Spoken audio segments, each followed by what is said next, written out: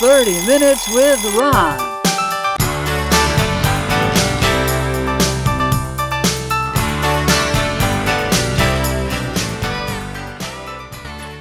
Welcome to 30 Minutes with Ron. I'm your host, James W. Hawk. Tonight's program is about how to be an author.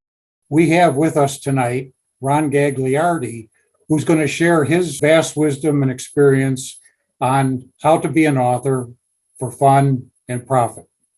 How you doing, Ron? I'm having a great time. Wish you were here. Well, I am. Sort of. In pandemic sense. Glad to hear you're with us, and I'm glad to hear you're fine. Let me launch into our discussion here, because I'm sure that that's really what the people want to hear. What in a person's background qualifies them to write or publish a book? Well, I can only go in my case, and my case was the desire to be an author from the time I was a little kid. And it helps to have some knowledge about your topic. And if you don't have knowledge about it, research is a very good thing to do. And it's good to have some ideas. And one of the things about, in my case, I always put authors on a pedestal. I thought there's situations where there's people who are and people who aren't in the world. Like there are people who are jugglers and there are people who aren't jugglers. And the world is divided into those two. And there's also people who are authors and people who are not authors. And I wanted to get into the authors group. So by the time I was like in fourth grade, I went, Pueblo Goes to Market. And I actually have the book from fourth grade. That was my first book. And from that point, I had ideas, but I never really got to the point of being an author until I was an adult. And I don't want to go further on this question because I know you have other questions to go on to. Oh, thanks, Ron. As you know, you can either publish the book, self-publish, or not, or have a publisher publish the book. Yep. What is the difference of perception between a published or a self-published book? Well, I know in my case, when I started finding out something called vanity press, I thought, well, gee, that's kind of a negative statement. And vanity press were those folks who couldn't get a publisher to publish them. And they paid a publishing company who specifically did books for those kind of folks, and they put out their vanity press version, their self-published version. And so the main difference, therefore, is either you can have a publisher and be on a pedestal, or be self-published and not be on quite so high a pedestal. Okay. Do you have any published or self-published books? I do. I have some of each. I happen to have them right here, and I will hold them up just quickly. Arcadia Publishing does local history books, and I have this one, and this is a Naugatuck one. I'll move over here. Yep. Okay. And then that was published in '04, and this one is the Cheshire book, Images of America Cheshire, and that was published in 2001. And I self-published Noah's Destionarian Almanac. And I had a printer do about, 50 copies of that. And I did one called Jack and the Quinnipiacs, about an experience I had with a student at Highland School in Cheshire. So those are a couple of each. Well, you've been busy. What are your memories of your early writing experiences? Well, when I did Pueblo Goes to Market, I did a couple of small stories within that. I showed it to people. My parents were duly impressed and very proud, of course. But it never went anywhere except into a box that I found many years later. That's basically it. I wanted to be an author. I had tried. I wrote things, since 12th. Well, I wrote things since first grade because I could print a little bit, and I kept on writing through high school and college. Do you have any honors or awards for your writing? Well, let's see. There was a local filmmaker who liked a poem I did, and he did a film with my poem in the background, and he gave me an IMDb account, which was kind of an honor to me. But I didn't win a Pulitzer yet, so I have no honors or awards. We should say that filmmaker was you. I was going to say, I wonder who the filmmaker is. Yeah. And thank you very much for that. I appreciate it. All right. What is your favorite topic or genre to write about? I love to write about history, as you can tell by the two Arcadia books. I'm a amateur naturalist, lepidopterist. That's a butterfly collector, although I got tired of killing them and I just raise them now. So I like to write about nature. And I enjoy biographies. I'm writing one now about Frank Speck Shea, who was a pitcher for the New York Yankees in 1947 and won 2 World Series games. So I call myself the biography historian. And I'm starting to write biographies for other people besides famous people. Here's a good one. I relate to this myself. How do you generate ideas for your books and articles? Okay, well, I'm going to use a word that I made up. My friends don't like me to use it. My family doesn't like me to use it, but I'm going to use it anyway. I have a terminal condition that I call idearrhea, and I just have ideas that keep on flowing. And I get ideas from the newspaper. I get ideas from television. I get ideas just floating out of my own head. It's a constant flow of ideas. That's how I do it. Ron, do you have any relevant practices that you use when you write? Well, I like to read about my subject, and I do some extensive research once I pick the subject, and I do lots of rewrites. I think most authors follow those 3 ideas and end up with the final product. That's about it. I do have A to Z list, but I'll go with those with the next question or one of the other questions that you have. Yeah, that's later. Yeah. I'd like to jump in here for a second. As you know, I write as well. And Oh, yeah. one of the things that I got from this fella is that when you're writing, write everything down, everything. He says, and then you go back and you sort out the crap, which I do that. I mean, and the point being is that when your mind is in that flow, get it down on paper. You don't know what's good and what isn't, but get it down on paper. Anyway, can you share your research regarding types of writing that exist? I have this thing that I call the alphabet, and many people are totally aware of it, but they don't use it the way I do. I write the alphabet vertically down the side of a page, and I try to come up with something for each letter. And so one of my A to Z lists was about the different types of writing. So I got N, which was newsletters. I got B for books, L for limericks, L for lyrics. I got something for almost every one of the letters. So that was one of the ways that I found out all the different types of writing that exist. And therefore, I can just pick whatever ones I want and whatever I need. What does the role of your vocabulary play in your writing? It always helps to have a pretty large vocabulary and actually be able to understand and use the words correctly.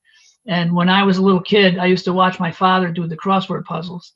And I said, he's got an amazing vocabulary. I'm going to get me one of those when I'm older.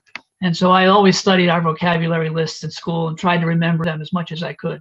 So I think it's important to have a pretty good vocabulary. You can say something simply, you can say something a little more expandable, and I think the little more expandable works better. Okay. Have you encountered or created any writing iniquities? Oh, iniquities. Oh, my goodness. Iniquities, sorry. Yes. Well, I have a form of a limerick poem that's a 5-line poem, and I call them glimericks because I'm hoping that there'll be a glimmer of a smile when the person finishes reading them.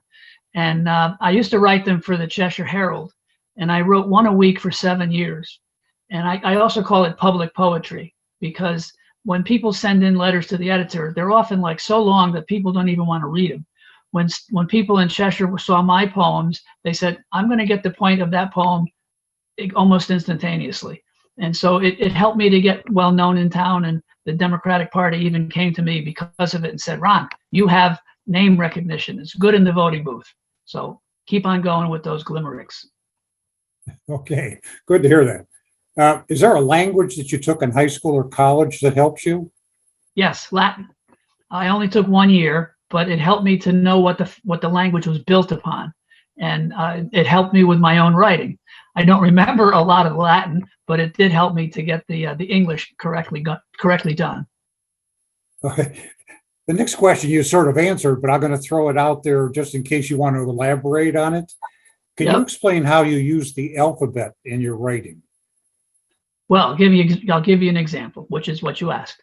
If I have 5 characters in a children's book, I like to write children's books, and I want to have some kind of an interaction, I go to my A to Z list of that character. So on that A to Z list, I will have is impatient, talks loudly, doesn't like fish.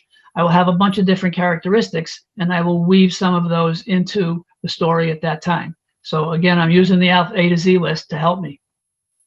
Okay. How does goal setting figure into your career as a writer? My opinion about goal setting fits into just about everything. If you don't have goals, it's hard to achieve them. And so I feel, well, my goals were to become an author. And if I didn't get to do that, I would be a little disappointed, but at least I had a goal that I was shooting for.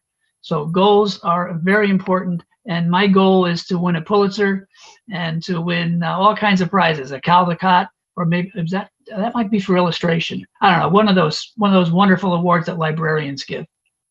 I wish you all the luck. Well, thank you. I may never achieve it, but I'm going to try. Hey, if you don't try, you won't get it. So that's right. That's what you got to do. That's right. Are there any groups to join to assist you writing and publishing efforts? Yes, there are groups for just about every kind of genre that you're thinking about. I'm most familiar with children's books. There's a group called the Society for Children's Book Writers and Illustrators. It was founded by Tommy DePaula and Jane Yolen, who are some of the top-notch children's book authors, and he's also an illustrator around. And what it does is it allows groups around the state, and around the whole country, actually, to get together usually once a month, and the artists and the writers critique each other's work. They read or they show, and they give ideas, and they take from what the other people are doing and learn from that. I led one in Hamden, Connecticut for 27 years. And it didn't help me to get any of my children's books published, but it helped other folks who had joined in. So that's one of the ones you can join. I would recommend, if you're going to do children's books, join SCBWI, Society for Children's Book Writers and Illustrators. Ron, what is Kirkus, and what does it do for authors? I just recently looked it up. I've been aware of it. A friend of mine is an author, and she paid some money to them to review her book. And I thought, gee, that's kind of strange. If you pay money to a group, they're probably going to do a positive review. But I just looked it up before today's meeting, and I found out that they will do the review. They said for a person who's doing a self-published book, it costs $425. And they will do the review, but they won't release it. I guess they leave it up to the author to release it if they think it's a positive review. So apparently, from what I read today, a Kirkus review is a good thing to have. I guess newspapers and magazines look at these things when they're writing about authors, and they find out if they have a good Kirkus review, then that's a cool thing. They mention it in the articles about them. As a writer, do you need an agent or an editor? It helps. It always helps to have other people read your book. Those are like, friends and family and people who are aware of the subject you're writing on. So that's a different kind of an editor than the publishing editor. If you're going to self-publish, you're not going to have an editor other than your friend types. If you do get accepted with a publisher, which is a really best way to go, then they will assign an editor to you, and that person will work with you and get you through what you need to do. I had an editor for both of my Arcadia books, and they set deadlines and stuff. And it turns out I was late on getting the book to their place up in Portland, Maine. And it was an interesting process of not being too happy, and they were not too happy. So I'll go more into it later if we have time. Yeah, that's one of the upcoming questions, actually. Yeah. All right. So many publishers emphasize your resume. How do you get a robust resume if publishers haven't published you yet? That's pretty interesting. When I was not a published author, I was faced with the same question that many non-published authors are faced with, and I found a couple of solutions. One of them is you can write for things that are not books. You can write for newsletters. You can write for catalogs. You can write for letters to the editor. And so even though those are not books, they can be included in your resume. One of the people in the SCBWI group that I led found out that there were contests for children's book writers. And so she would even pay the $10 or $20 entry fee to get her books looked at. And so at the end of the contest, they gave reports about the books, or you might have won. So that can go on your resume as well. So that's a way to get published without getting published. That's a good idea. Yeah. What will you likely need to anticipate when contacting an agent or a publisher? Well, they're going to want to know what your background is. They're going to want to know if you have some expertise in the area that you're writing on. The current editor that I have, he's got 2 books of mine and a couple of partners right now. He sent me something that I really wasn't aware of, and this happened a couple of months ago. He said, I want you to write a proposal about your book, and I want you to answer a bunch of questions about the book. And it was like, what is the current topic of it? What kind of writing are you doing? Are there illustrations? And that kind of thing. So that's about it. Do you have any advice regarding working with editors? Yes. Be nice. They're going to be rejecting. They're going to be rejecting some of what you're writing, and they're going to ask you to make changes. They will also set deadlines for you, and those deadlines should be adhered to. The one that I didn't adhere to with Arcadia, I didn't realize this, but their books are published over in England on some kind of a huge printing press, and there might be like 20 books at a time going on that printing press. And if yours is scheduled to be one of those 20 books and it ain't there on time, they're not happy. Yeah. So keep your deadlines good. I understand that. Are there online programs that will assist you with your writing efforts? Yes, there are. I only know one personally. It's called Grammarly, and I haven't used it because of my beautiful Latin experience. I didn't need Grammarly, but no, I'm only kidding. I actually recommended that to you. How did that one work for you? Well, after you got done, I was going to make a comment. That was a really, really great idea. And now I don't consider myself very well versed in writing and that sort of stuff, but I think I'm a cut above normal. So I did. I signed on to Grammarly and I submitted something to them. And I don't remember the number of pages, but it came back with like 100, 200, 300, 400 errors, something like, yeah, I know. I'm going like, whoa, wait a minute. Now, a lot of it had to do with missing commas and punctuations and stuff like that. But they, when you read something, you miss things.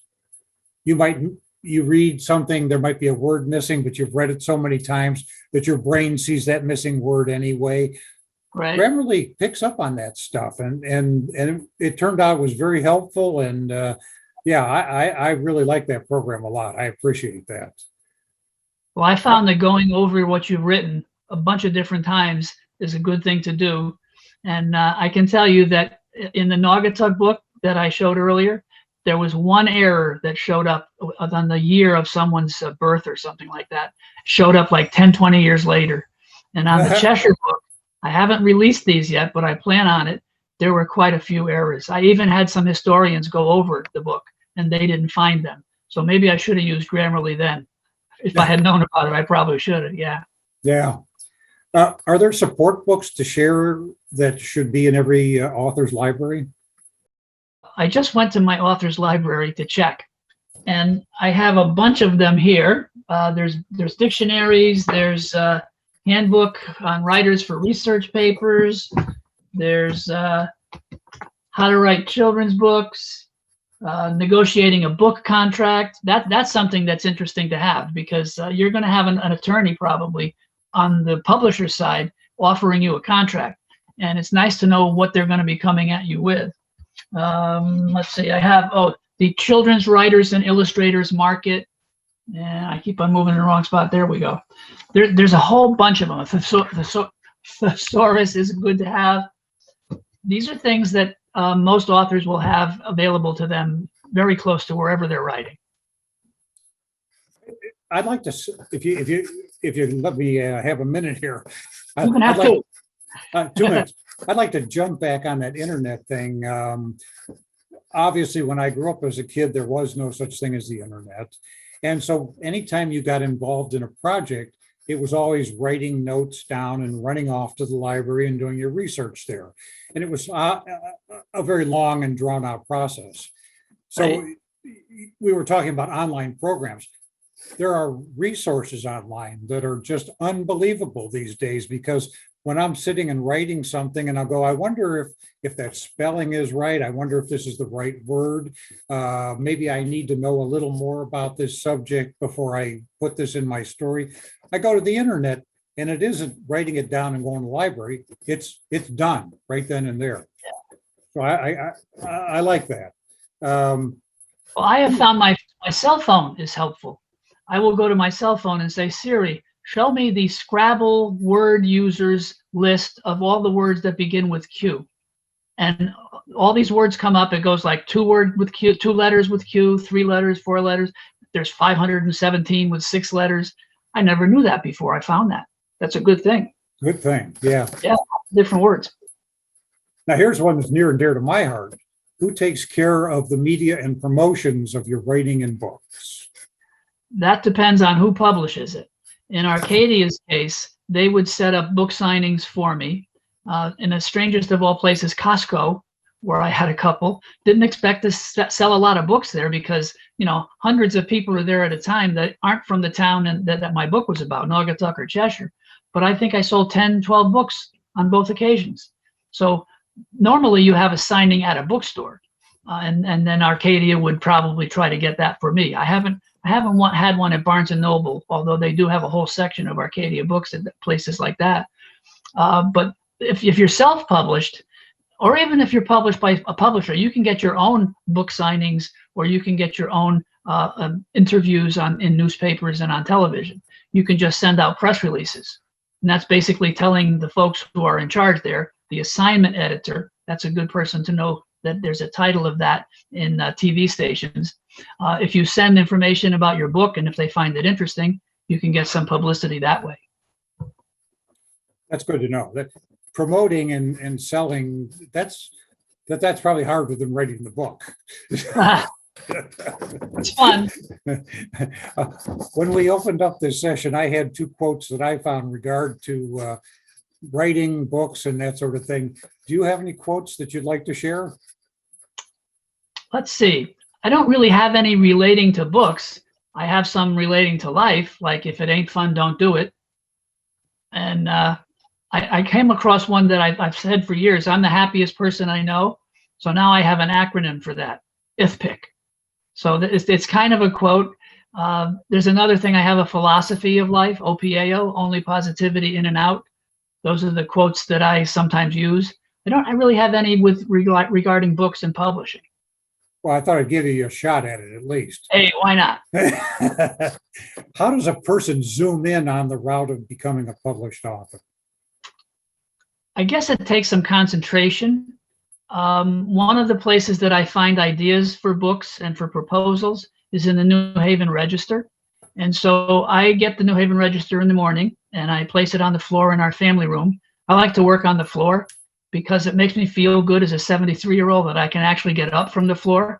And so I like working on the floor. So I spread the paper out, I read through it.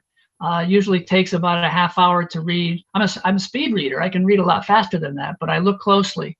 And then after I find the 6 or 8 things that I'm interested in, I cut them out, I put the date on them, I put them in files later, and I go back and use them. So I find that's one of the finest ways that I can get ideas, going through the New Haven Register. Good. Do you have any advice for would-be authors that hasn't already been covered during our discussion? Let's see. I think it's a good idea to think of yourself as an author. I mean, if you don't think of yourself as that, you're probably not going to think you're really going to get to be that. Authoring is an interesting occupation.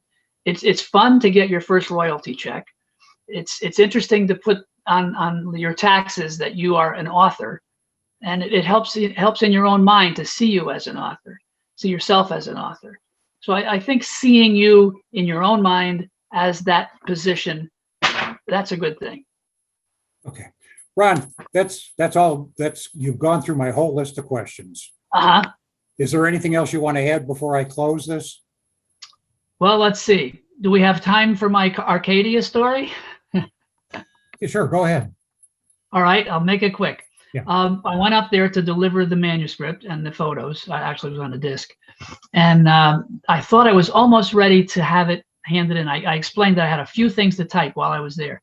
And the editor said, no, you're going to be here for a while. They basically chained me to a computer for 3 days, and they were not happy.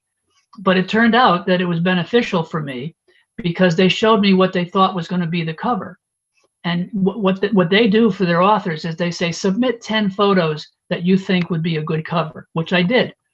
They picked one that was not one of those 10. And it looked like a bunch of people at a funeral standing in front of a factory, all wearing black. And I said, but no, I don't like that. But I didn't say it to them. When I got back to the hotel, I explained to my wife on the phone that this had happened. I said, but I felt a little bad because they're already upset with me. I don't want to bring it up. She said, if you feel strongly about it, you should bring it up. So I did. They showed the one that I thought was going to be the cover. They brought it around to the office, and it eventually ended up being the cover. So if I hadn't been so late, it would have been such a horrible, nobody would have bought the book.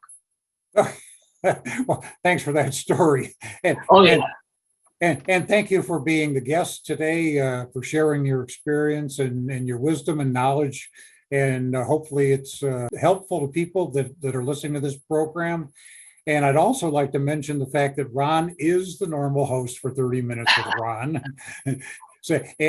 Ron has done many of these programs, and you can find them on YouTube by searching YouTube for 30 Minutes with Ron. Lots of interesting stories, lots of interesting people. Thank you for joining us, and please come back for future episodes. Thank you very much, and good night. I'll be back. I hope. You will. Absolutely.